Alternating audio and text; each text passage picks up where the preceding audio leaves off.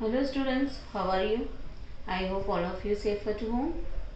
I believe all of you are aware about COVID-19. Okay, stay at home and stay safe. I am Pushpalata Miss. I am AEV's teacher. Today I am going to teach you about birds. Chapter number 5, Beautiful World of Birds.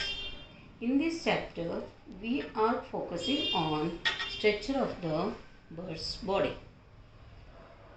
We can see birds all over the world, but we don't think much about the structure of bird's body and what helps a bird to fly.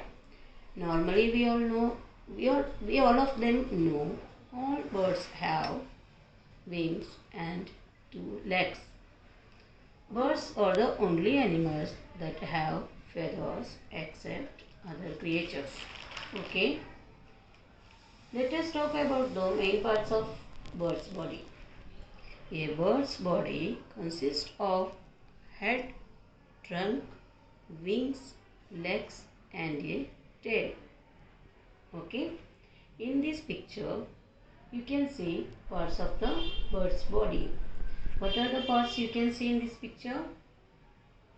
Such as eye, wings, flight feathers, beak, trunk, claw, toe and tail.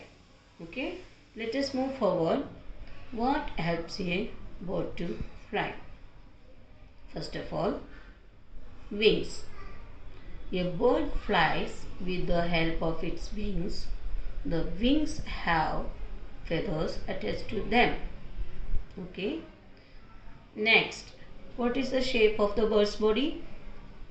It has a boat-shaped body which helps it to fly in the air easily. Next, how their bones help them to fly. Have you observed? Yes? No? It's okay. I will explain you.